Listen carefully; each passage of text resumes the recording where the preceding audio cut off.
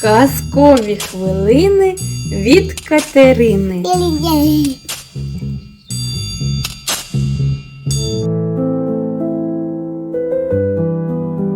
The Easter Bunny's Lost Chocolate Eggs. Once upon a time, in a magical forest, there lived a special animal called the Easter Bunny. Every year, the Easter Bunny would hide chocolate eggs all over the forest for children to find on Easter Day. It was a tradition that brought joy to children and adults alike. But one year, something terrible happened. The Easter Bunny had gathered all the chocolate eggs he needed to hide, but on his way to hide them, he tripped and fell, and all the chocolate eggs rolled away and got lost. The Easter Bunny was devastated. He didn't know what to do. He was afraid that Easter was ruined and that children would be disappointed. The Easter Bunny sat on a rock crying when a little boy came along. The boy noticed that the Easter Bunny was upset and asked him what was wrong. The Easter Bunny explained everything, and the boy offered to help him find all the lost chocolate eggs. As the Easter Bunny and the little boy set off on their adventure, they walked through the magical forest. The little boy asked, "Do you know where the first egg might be?" The Easter Bunny thought for a moment and replied, "I believe the first egg rolled near the river.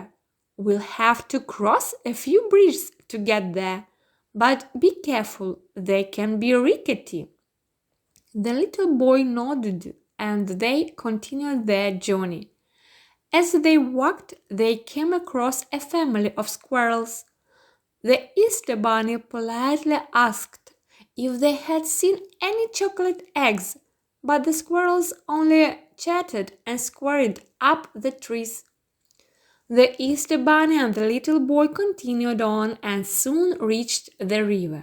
They crossed the first bridge with ease, but as they approached the second one, they saw that it was missing a plank. The little boy looked worried, but the Easter Bunny said, "Don't worry, I'll hop across and grab the egg. Just hold on to my tail and I'll pull you across." The little boy held on to the Easter Bunny's funny tail, and the Easter Bunny carefully hopped across the bridge on the other side. He found the egg near a tree and picked it up in his basket. As they hopped back across the bridge, they saw a family of otters playing in the river. The Easter Bunny asked if they had seen any eggs, and the otters nodded, saying they had seen one near a beaver dam. The little boy and the Easter Bunny continued on, following the river to the beaver dam. When they arrived, they saw a group of beavers building a new dam. The Easter Bunny asked the beavers if they had seen any eggs, and the beavers replied, "We haven't seen any chocolate eggs, but we will help you look if we can have one." The Easter Bunny smiled and said, "I'll give you each a piece of chocolate if you help us find the eggs, please." The beavers eagerly agreed, and together they searched the area until they found 2 eggs near the edge of the river. With the first couple of eggs found, the Easter Bunny and the little boy continued on their adventure, encountering different animals and doing tasks to find the rest of the lost chocolate eggs. Each animal they met had a unique personality, and the little boy learned a lot about the creatures in the magical forest. Finally, they found the last egg in the hidden burrow, where the family of rabbits had been keeping it safe.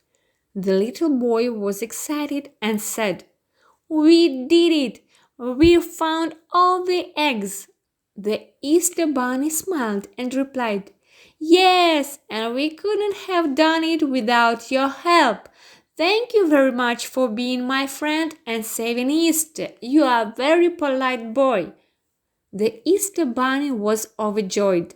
Thanks to the little boy's help, they had found all the lost chocolate eggs.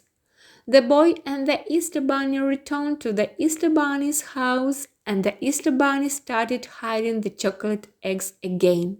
This time, the little boy helped him hide the eggs so they would not get lost again. On Easter morning, children from all over the forest came out to look for the chocolate eggs, and they found them all. The Easter Bunny was very happy and relieved, and he thanked the little boy for his help again and again. The little boy was very happy too to have helped the Easter Bunny and saved the traditional Easter. From that day on, the Easter Bunny and the little boy became very good friends. Every year they would hide the chocolate eggs exactly together and make sure that Easter was celebrated with joy and happiness in that magical forest always. Diamonds and Toads. There is a disagreeable old widow who has two daughters. The older daughter is just as rude and selfish as her mother. The younger daughter is kind and well-mannered. She is also beautiful. She is badly treated by her mother and sister and is forced to do all the housework. Among the many other tasks she has to do, she has to take a long walk to the fountain twice a day to fill a large jug with water. While going to the fountain one day, a poor-looking old woman approaches the younger daughter and asks her for some water. The younger daughter immediately agrees to the old woman's request. She holds the jug so that the old woman can drink more easily. The old woman is really a fairy in disguise. She says that, as a reward for her kindness, a flower or a precious gem will fall out of the youngest daughter's mouth each time that she speaks. When the younger daughter returns home, her mother chastises that she was there so long. When the young woman apologizes, 2 roses and 2 pearls and 2 large diamonds came out of her mouth. For the first time ever, the young woman's mother takes an interest in her and asks her to explain how she got her magical gift. Many more diamonds fall from the young woman's mouth as she explains what happened. So that her older daughter can receive the same gift, the widow tells her to go to the fountain as well. The older daughter doesn't want to go to the fountain. She very unwillingly agrees to go there, taking a silver tankard with her. A finely dressed woman who looks like a princess appears. She is really the same fairy that the younger daughter saw disguised as a poor old woman earlier. The fairy asks the older daughter for some water too. Although the old daughter fetches her some water, she does it very unwillingly and speaks rudely to the fairy because she does so always. Seeing how unkind the older daughter is, the fairy tells her that snakes and toads quack quack will fall from her mouth each time that she speaks. When the older daughter tells her mother what has happened, 2 vipers and 2 toads fall from her mouth. The widow blames her younger daughter for bringing this misfortune on her family. She goes to beat the young woman, who runs out of the house and into the nearby forest. A prince sees the young woman in the forest one day, alone and crying. He asks her why she is sad. When she replies, 6 pearls and 6 diamonds fall from her mouth. She goes on to tell her whole story to the prince.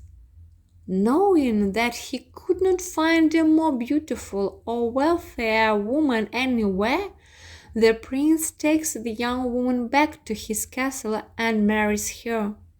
The old widow grows to hate her older daughter because snakes and toads come out of her mouth each time that she speaks. The older daughter is chased out of the house also and dies alone in the forest. Perrault concludes the tale with 2 short verses. According to the first verse, the moral of the story is that although diamonds and money can do a lot to influence people, kind words can be even more influential. According to the second verse, the moral of the story is that although being kind is often not easy, it is always rewarded in the end and often when one least expects it. Sweet porridge. There was a poor but good little girl who lived alone with her mother, and they no longer had anything to eat. So the child went into the forest, and there an aged woman met her, who was aware of her sorrow and presented her with a little pot, which, when she said, "Cook, little pot, cook," would cook so good and sweet porridge. And when she said, "Stop, little pot, stop," it ceased to cook. The girl took the pot home to her mother, and now they were freed from their poverty and hunger, and ate sweet porridge as often as they chose. Once upon a time, when the girl had gone out, her mother said, "Cook, little pot, cook," and it did cook, and she ate till she was satisfied, and then she wanted the pot to stop cooking, but she didn't know the word, she forgot it. So it went on cooking, and the porridge rose over the edge, and still it cooked on until the kitchen and whole house were full, and then the next house, the next one, and then the whole street, just as if it wanted to satisfy the hunger of the whole world. And there was the greatest distress, but no one knew how to stop it. At last, when only one single house remained, the child came home and just said, "Stop, little pot, stop," and it stopped and gave up cooking, and whosoever wished to return to the town had to eat his way back.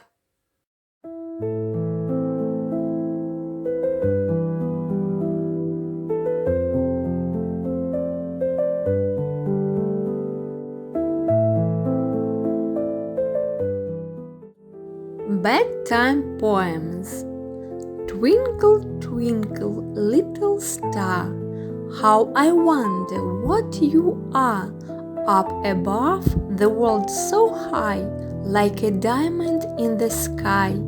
Twinkle, twinkle, little star, how I wonder what you are, when the blazing sun is gone, when the nothing shines upon. Then you show your little light, twinkle, twinkle, all the night. Twinkle, twinkle, little star, how I wonder what you are. Then you show your little light, twinkle, twinkle, all the night.